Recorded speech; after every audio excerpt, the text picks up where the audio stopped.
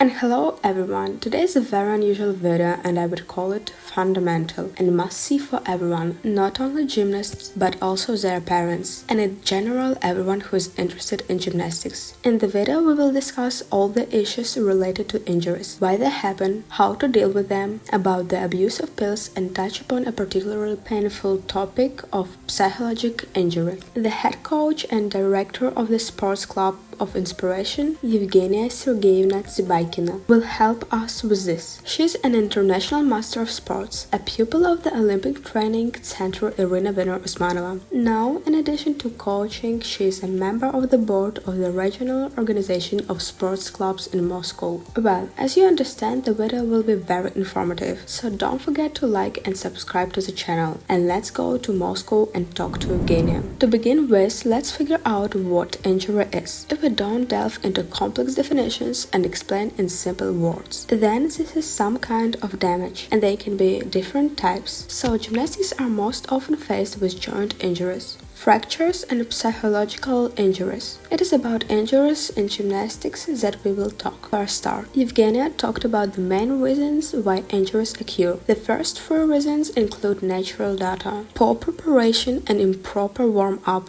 as well as one-sided work. Those work on only one leg. Now these are the rules, and thanks to those people who developed them, I literally bowed down to you, who took this into account, great professionals. In an exercise without an apertures, little girls have a requirement that 3 elements must be performed on their disliked leg, on the left or on the right. In the Olympic regulations since 2016, this is spelled out in the rules. The 4th reason is unnatural acceleration of the learning process. The rapid growth of the gymnasts can also cause injuries. The muscles aren't yet adapted to this length, and the center of gravity and the center of traction are shifted there at once. Everything in the element changes. Muscles have to get used to it, and sometimes it happens that they pump again. One of the main and painful topics for gymnasts, and what is also the reason why injuries occur, is excess weight. A body with a muscle memory gets used to one, and then bang you come and you get a new body. And the elements are old, but you have muscle memory. And it turns out some were clamps, some were stretching,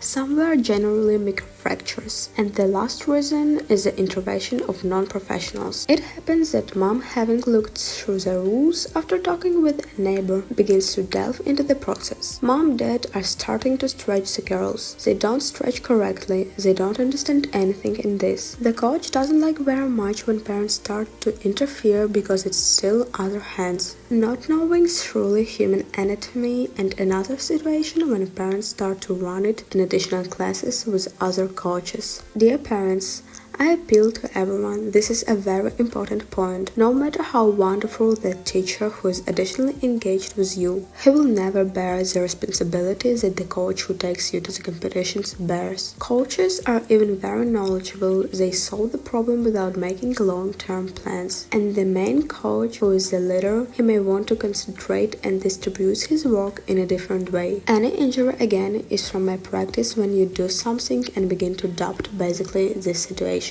Injury will come because you have an internal question, reduced motivation, and injury in this case acts as a defensive reaction of the body. That is as soon as you give yourself some slack and say, yeah, I don't know if I need this, or maybe this isn't right. Click. The injury comes so that you stop saying overestimate, therefore it is very correct to form the right thoughts. Always know why you're doing this and where you should ultimately come. That is all the injuries from the head. But I think so. When a famous gymnast has an injury and she misses a competition, but we don't even think about what could have led to this, and there can be many reasons, including the time that the gymnast should do. It turns out this is even spelled out in the training manuals. It all depends on the age of the gymnast. If the gymnast is just starting, then 3-4 hours a week is optional. Then we add half an hour or an hour, and then we reach the load every day for 4 hours hours or more. Of course, the Russian national team trains and more than that, but their load varies. Somewhere they do choreography, somewhere they regain their strengths and devote time to stretching. So in principle, the members of the Russian national team take a whole day to train. In addition to talking to a professional, I started several studies on the topic of injuries in gymnastics. It turns out there are some. Most often injuries in rhythmic gymnastics occur with the feet and ankle joints. A very common ankle injury not just in gymnastics, in any sport. Don't think that in gymnastics it is right that the ankle collapses. You go to the store unsuccessfully, stepped on a bump, your ankle flew, so you don't have to blame sports for this. In second place are the shin and knee joint, and the third place is occupied by back injuries. An interesting fact is that more than half of the injuries in gymnastics don't mean that the gymnast retires. Most often gymnasts continue to train and perform the next day or immediately, and many don't even think how harmful it is and whether it is harmful at all. There are injuries that are tolerable. Let's say a hand is injured, but we can concentrate on stretching our legs, maybe on some kind of pumping. We have 2 arms, 2 legs, and the field for activity is huge. So you can train with injuries. Yes, if these aren't global, not serious injuries, when it takes more time to recover and it is possible to do anything. And what about performances with injuries?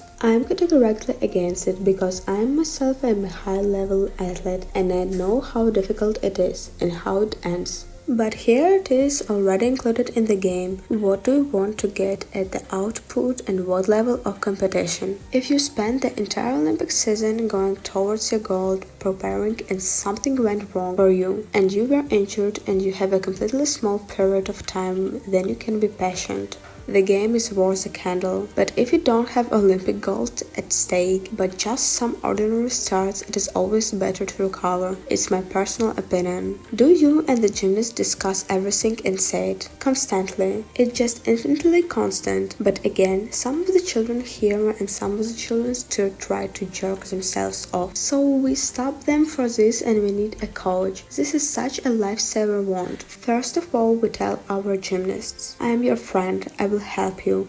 I will tell you how to do it right and it will be easy for you. That is in fact you not only motivate to study but also save you from overload. Sure, we are now doing a joint project with the Sports Technology Center and the girls come here for a more detailed and specialized examination.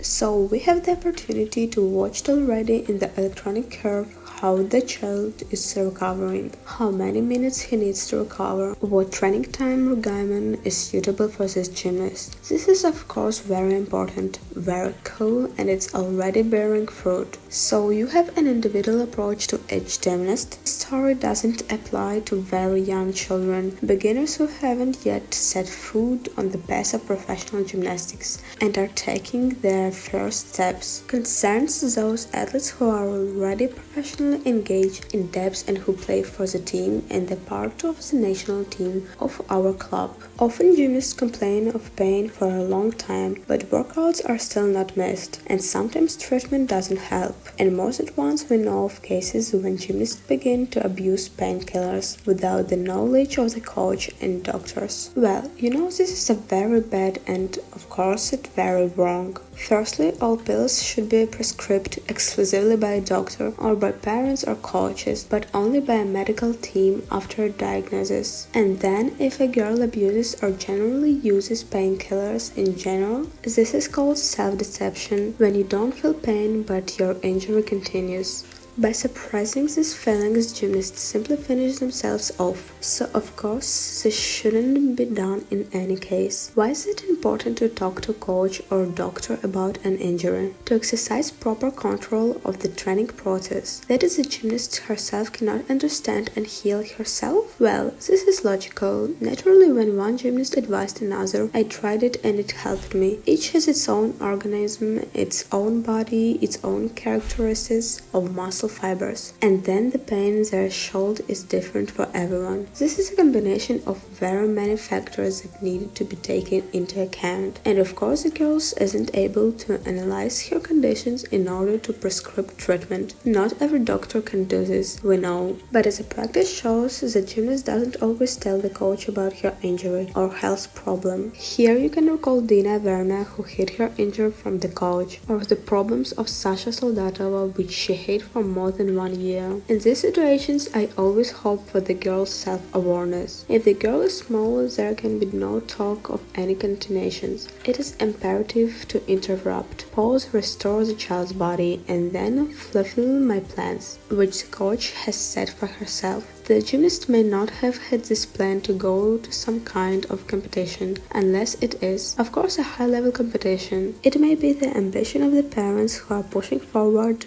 knowing to understand the end point is general can be very bad things. But if this is an adult gymnast who has enough self-awareness and is able to assess the degree of damage to health, then of course she can decide that if there is some minor problem and I can go further with this, again excluding some elements. As we understood, it is definitely never worth hiding injuries, because together with the coach, the gymnast can decide to participate in competitions or training, and the trainer will help to choose a training program so that the injury is restored, and hiding such things doesn't lead to anything good. Who is responsible for injuries? A coach or an athlete? I don't have an exact answer. This is always a series of events. When a gymnast is small, very big responsibility lies with the parents, who must provide a recovery mode, prepare nutrition, everything before training, so that the strength is restored correctly. The gymnast herself, in principle, only gets acquainted with the sport, and the coach must explain well, literally chew every moment, and also properly motivate why all this is needed, how it should be performed correctly, and the gymnast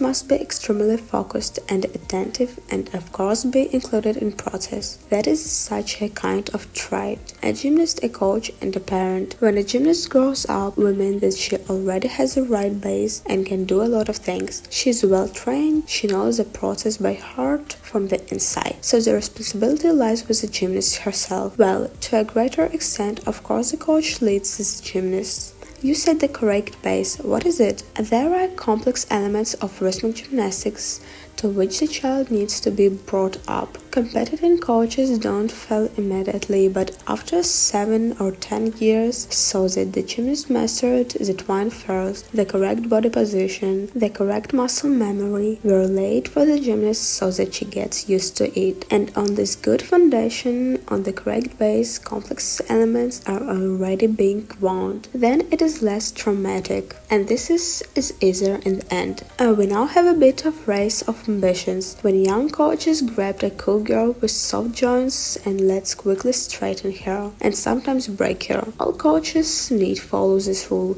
first, the base, and then the complementations of the program. It turns out, if we see a talented young child who makes complex elements, is it most likely bad for him? Yes, this isn't correct. The coaches are in a hurry, who are now trying to immediately win medals, and don't think at all about the child himself. Well, the most painful topic of at least the last year is definitely psychological injury. In my opinion, these are probably the most terrible injuries, because they are simply not given special attention, and in general they aren't considered injuries. And how many gymnasts who have retired and traumatized psychologically and crushed still cannot recover from this? Psychological injury is dangerous because firstly, it isn't always visible. Often the consequences from it can be much greater than from the physical, because we feel the physical injury, and in any case we will heal it, at least we will try. With psychological injury, we must firstly realize that it exists.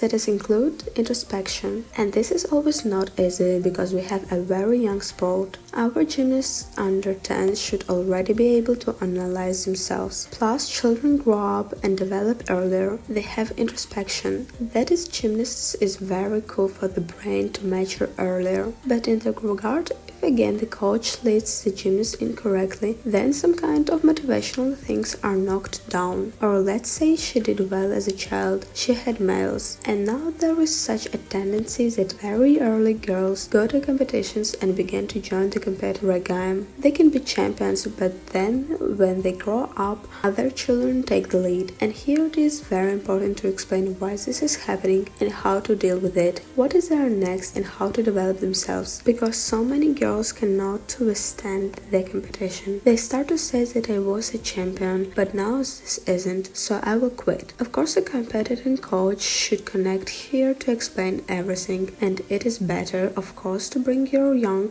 athlete, the later, the better. Then there is also such a moment when there is a stretching, someone is philosophical about this, someone is tuned in that it won't work without it, and someone has a pain their shoulder that is really such they simply cannot stand it. And here again, the coach comes to the rescue, who must properly relax the girl or simply say no ability to go to another sport. It is also necessary to be able to correctly convey to the child in a dynamic manner and for the parents, so that no one tore his own veins. No one did any of this, it begins. I will still achieve it, you can even teach a monkey. No, comrades, everything should be fun and whenever possible. Of course, in any case, we all have a moment. I don't want to go to the work, I want Sunday, but still everything should be within reason, with which she cannot cope for 2 days and it rolls in a panic. As a rule, the coach who leads the girl from a young age already knows the psychological characteristics of the child, who can be set harder and who shouldn't. And of course, don't take everything to heart, because it is one thing to listen to a remark to correct it, and another thing it's some coach saying that it's the remark she encourages